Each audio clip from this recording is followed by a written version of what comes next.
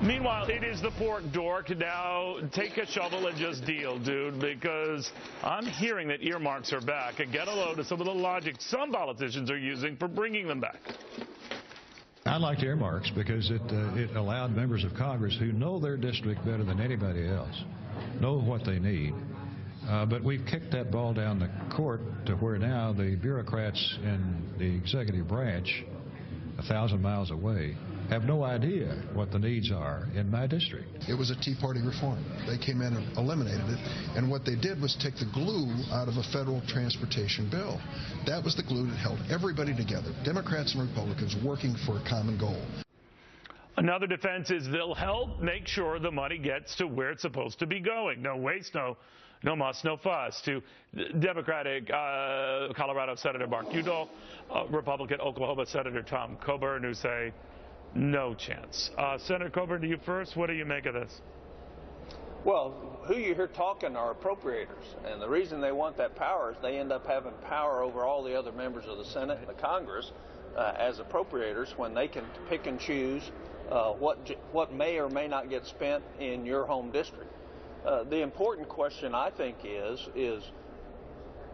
we're spending a ton of money in states that really the states ought to have control over.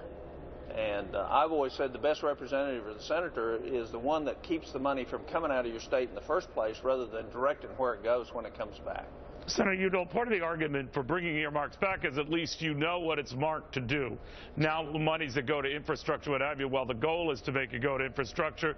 It finds an unusual path that goes well beyond infrastructure, and the earmarks would stop that sort of thing. What do you say? I agree with Senator Coburn. I come at it from a slightly different direction, but in the end, the earmark process here was broken 4 years ago. It's still broken. We put in place a moratorium on earmarking. Let's keep it in place and work through the competitive grant process. Let's use regular order. Senator Durbin, who I admire and respect, said it was the glue that held some of these bills together. It was actually the grease, and we don't need that kind of grease.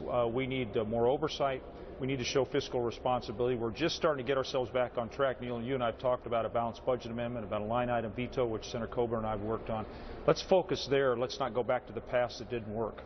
You know, the argument, again, for them, Senator, I don't believe I'm saying this, but I'm just trying to get that side across, is that, well, this polices the monies to make sure they go for whatever their established intent. And an earmark will make sure, if you do think infrastructure needs more money, that this will go just to that and not be wasted by someone else. So there is a method to that money madness. What do you say to that? Neil, that's garbage. First of all, the reason the transportation bill is in trouble is because the money coming into the Transportation Trust Fund is markedly declined. And it's declined because we have much higher mileage cars now, and so people don't pay as much tax. Right. And so we ought to fix the real problem. If the federal responsibility on transportation either ought to be all deferred back to the states. Oklahoma's a donor state. I think Colorado's a donor state. Give them back their money. They'll figure out where to spend it.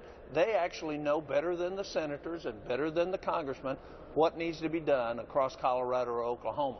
So I'd make one other point.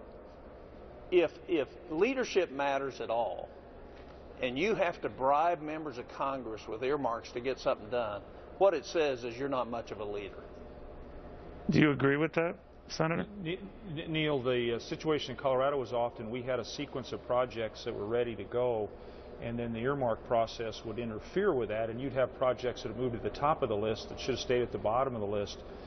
We can undertake those kinds of investments from the federal level, but it ought to be done competitively. It ought to be done through the grant process. Earmarks led to too many problems here. It led to too many backroom deals. Yeah, but maybe we just swapped those backroom deals for other backroom deals that are just as bad. Sounds like you might be disagreeing with us, Neil. But I have no idea. All I know is that the debt keeps getting bigger, and the spending goes running amok, right? And that's the default position of Congress is to not make the hard choices and live within our means. Well, and now they want to add more spending through earmarks to be able to spend more money.